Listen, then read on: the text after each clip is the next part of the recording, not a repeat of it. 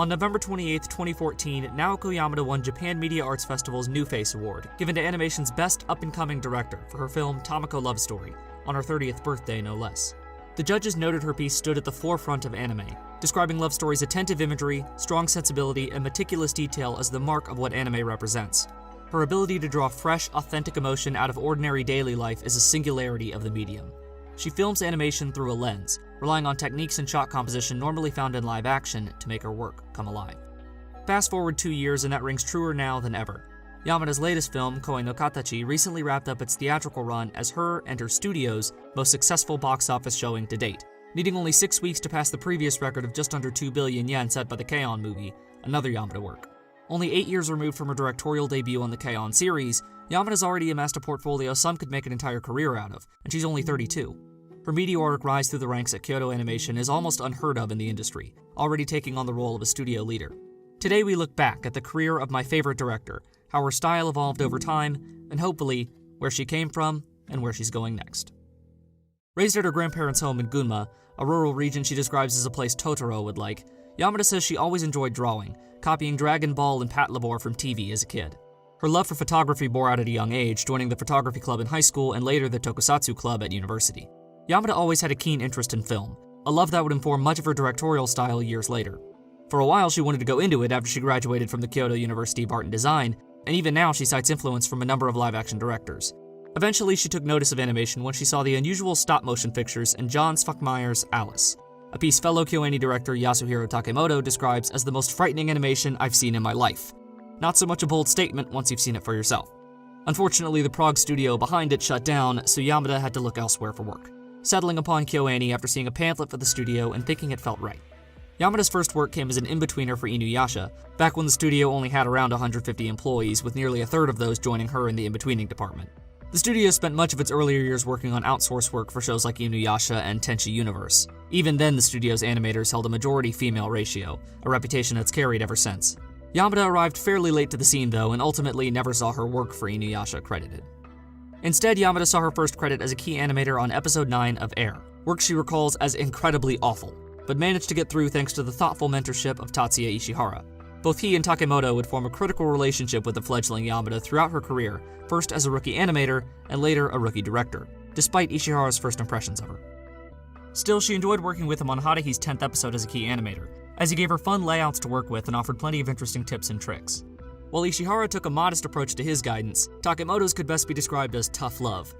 Yamada recounts her work on Full Metal Panic: The Second Raid like so. When I was a key animator, I wasn't affected very much by scary things. Thus, as we were working on the final episode of The Second Raid, he handed me about a mountain of rough keyframes and layouts and said these aren't good enough, and made me redo them all. If Takemoto-san hadn't judged my work so harshly, I wouldn't have worked as frantically as I did to improve. She credits Takemoto with teaching her not to leave anything in the gaps when finishing her storyboards, to show a full picture. Certainly, Yamada's love of all things cute shines through in her drawing style, especially when you look at some of her more free-form quick sketches, but you can also capture an elegant feminine beauty. Her expanded role as a director now takes time out of her ability to draw, but as an episode director, she's at least able to handle rough layouts. Yamada's first outing as ED came in Clannad episode 17, again under the mindful instruction of Ishihara. The episode didn't tout much of what would eventually form Yamada's directorial style, but her background and interest in photography still came through. The series' extra episode offered Yamada her first chance to direct and storyboard, but it wasn't until Clannad After Story that we really see her style evolve. Her experimentation with various angles, lighting, and photography in After Story proved so effective at pulling you in, Ishihara gave her several of the series' most critical episodes, including number 16 and the finale. Yamada's command of the space within a shot is one of her most remarkable assets, and already we can see that acute sense for depth and framing develop. We even got the earliest signs of perhaps the defining characteristic of a Naoko Yamada production: unlimited leg works. Endless leg shots are definitely Yamada's easiest tell. Even her peers at KyoAni occasionally poke fun at her leg fetish. But it really is remarkable how much information she reveals about a character through a shot of their legs. If eyes are the window to the soul, Yamada believes legs can be equally telling. You can read much about a person based on how they carry themselves. People tend to hide their emotions in their legs, and by framing characters this way, she's able to bring out their true feelings. Working under Ishihara on Clannad proved to be the perfect training ground for Yamada as a director, even providing insight on how to portray love, an experience she drew upon when working on Tamako Love Story. Still, despite the obvious importance of the episodes she was given, you wouldn't give these to someone you didn't trust to do a good job, Yamada says she still didn't feel particularly confident in her work. Thus, when one of the higher-ups asked to speak with her, she braced for the worst, immediately apologizing upon entering the room, only to find out they called her in to ask her to lead the studio's next big project as director. A mere 6 years after joining the studio as an in-betweener for outsourced work, Naoko Yamada was tasked to helm her very first production, an adaptation of a 4-koma manga whose explosive success would push the young director into the next phase of her career.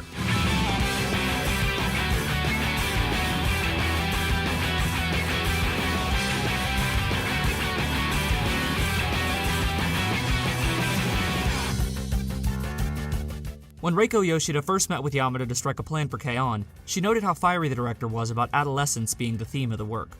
Yoshida, who handled the series' composition, described Yamada's ability to see feminine characteristics as remarkably fresh to her.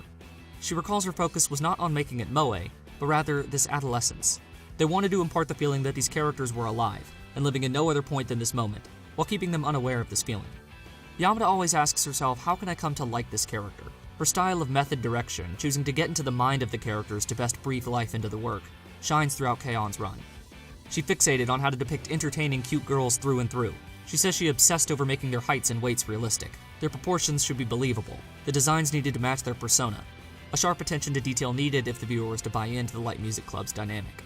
Yamada cites her own feminine point of view as critical to her ability to convey girls. Certainly, a show like K-On! Never would have worked as well if it hadn't been handled by a female staff. Yamada's very moe. Who better to lead a series about moe girls doing cute things than a moe person herself? In Season 2, with more episodes, a freer structure at their disposal, and perhaps most importantly, more confidence, Yamada's style really blossomed. Her individuality shines in her use of focus, varying depth of field, and impromptu attention to detail. From the first episode, hell, from the first scene, Season 2 has a much stronger directional flair to it. As she says, the outpouring of positive reception to the first season provided a huge confidence boost, and really let her come into her own.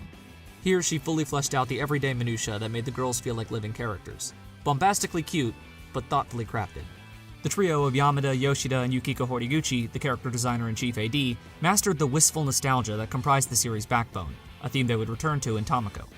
It's not the characters' actions, behaviors, or personality that make the series so relatable to many, but their feelings, as they speed towards the end of their adolescence, never the wiser.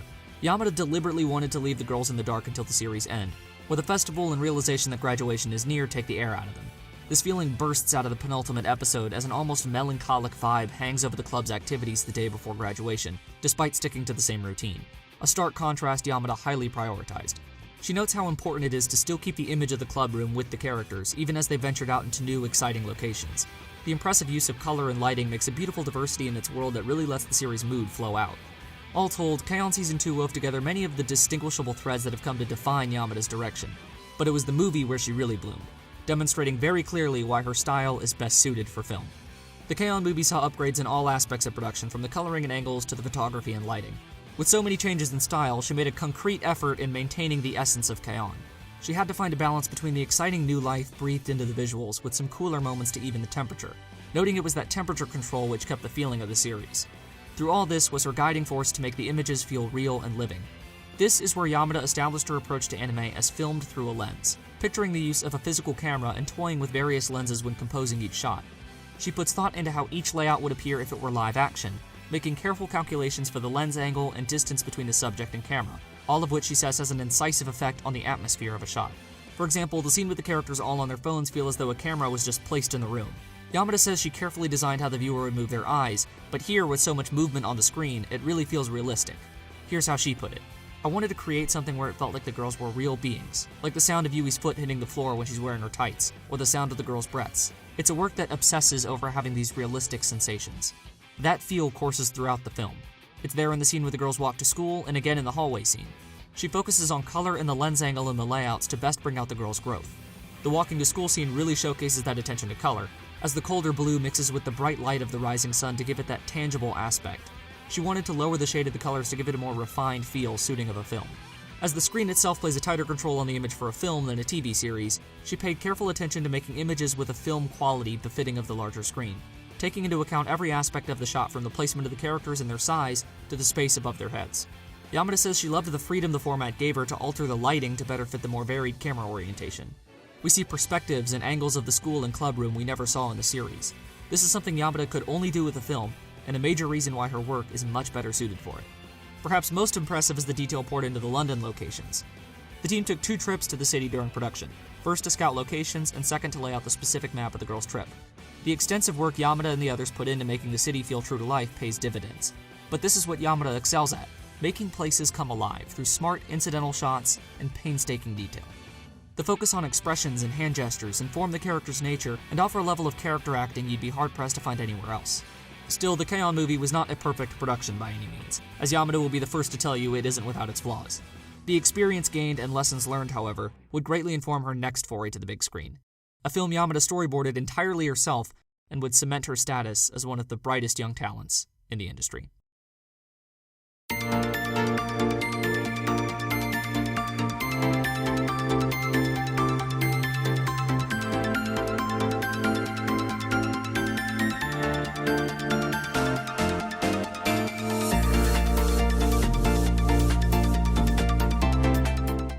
When ideas for the follow-up film to Tomoko Market were first approached, Yamada said she wanted to depict Tomoko standing at the entrance to the universe, saying, "I searched for a phrase that would express something like the swaying of your heart when you're forced to leave how you were behind and change as you're growing up." Love stories about the constant, sudden changes everyone goes through at the end of adolescence as the wide landscape of adulthood stretches out in front of you.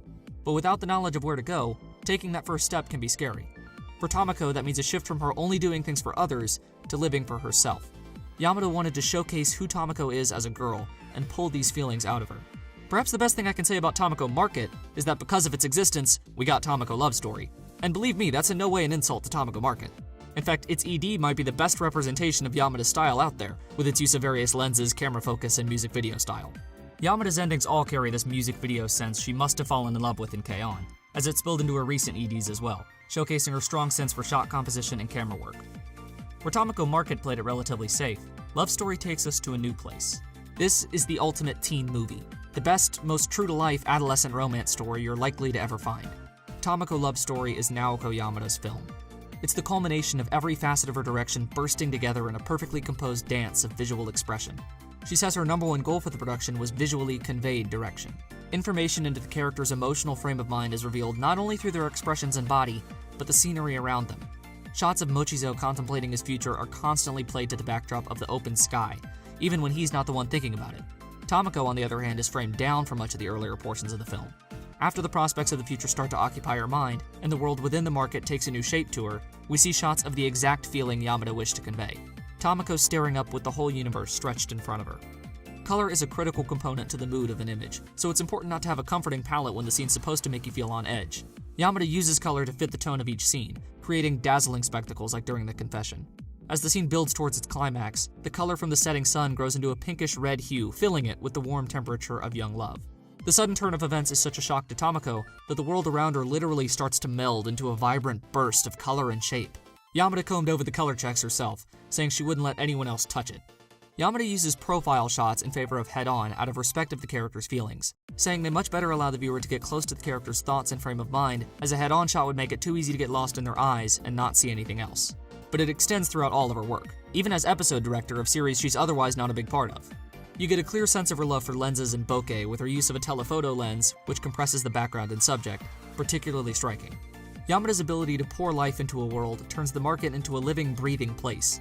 The market has its own personality, and seeing it shift through Tomoko's changing worldview makes it that much realer. Yamada's astute awareness of depth within a frame is there right from the beginning and carries throughout. She employs some really smart transitions and sweeping shots to give you a feel for the market's three-dimensionality.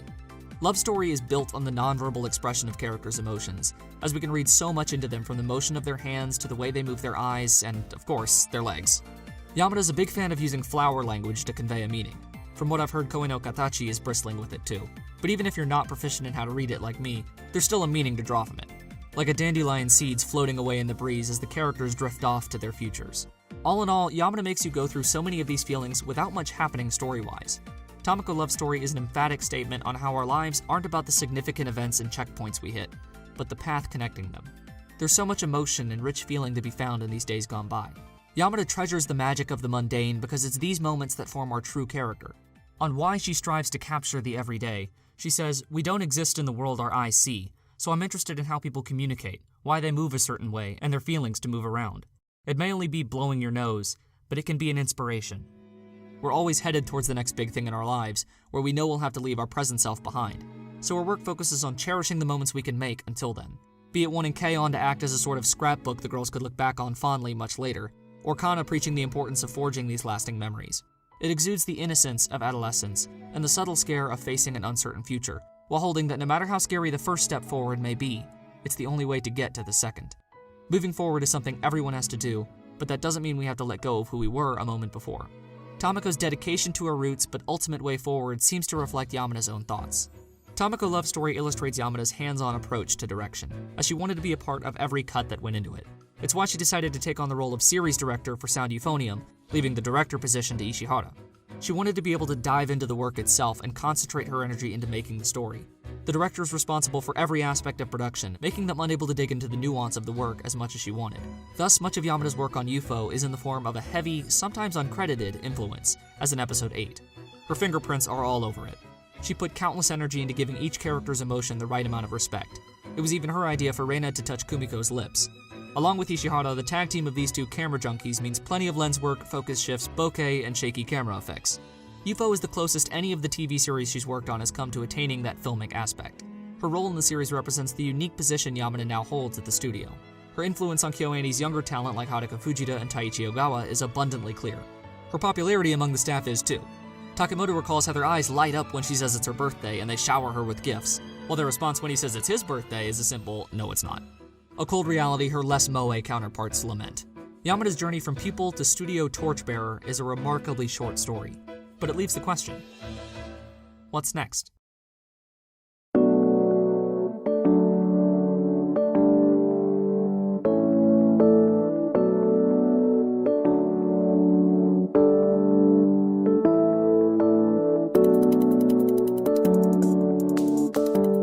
As KyoAni's very first non-franchise film and an adaptation of a highly popular manga, it's safe to say Koe no Katachi was an immensely important work for the studio. It demonstrates then how much clout Yamada carries that she was tasked with directing it, even though she hadn't read it at the time. Everything I know about the story tells me it was made for Yamada's style. Who better to handle a work so focused on nonverbal communication and conveying emotion through expression than Yamada? Whether it's changing the makeup of the sky to better reflect the protagonist's emotional state, or building his character through the accumulation of small gestures, she says work on the film helped strengthen her perspective of crafting characters as people, and not getting bogged down by trivial matters like their gender. It's no secret Yamada loves working with girls, but having gotten into the mind of a male protagonist now, that's shaped her view a bit, saying if you make something by thinking what kind of person are they, when looking at their root or the core of who they are, then the problems of they're a guy so, or they're a girl so, become immensely trivial. When asked about the worries she may have had given a work dealing with the absence of sound, Yamada said she thought she was lucky, that without sound she could instead express the lack of it through color, vibration, and drawings. She said again and again her biggest difficulty as a director is getting her points across to the staff. She often has a hard time putting her thoughts into words. You can see it in some of her events. Yamada definitely has a shy nature. She's remarkably humble when it comes to her work, but she's passionate about it, maintaining a confidence built up over time. With Koe no Katachi finished, who knows what project Naoko Yamada will lead next. Her style lies best with film, but whatever the challenge, I'm sure she'll be up for it. She's at an interesting point in her career now. Still in her early 30s, yet she's already accomplished more than most do in a lifetime, and even worked her way up to a leading role at her studio. There's any number of steps she could take from here. While the future's uncertain, I'm beyond excited to see where this bright young star takes anime next. In that sense, Naoko Yamada is a lot like Tomoko, standing at the entrance to the universe.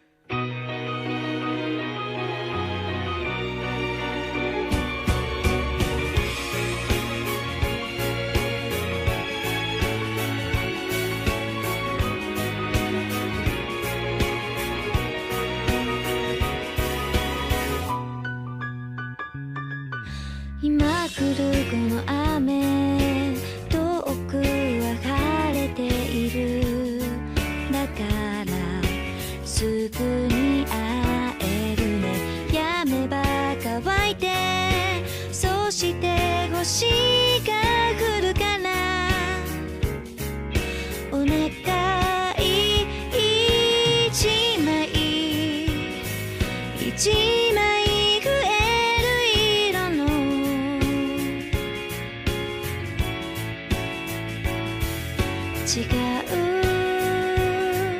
写真めく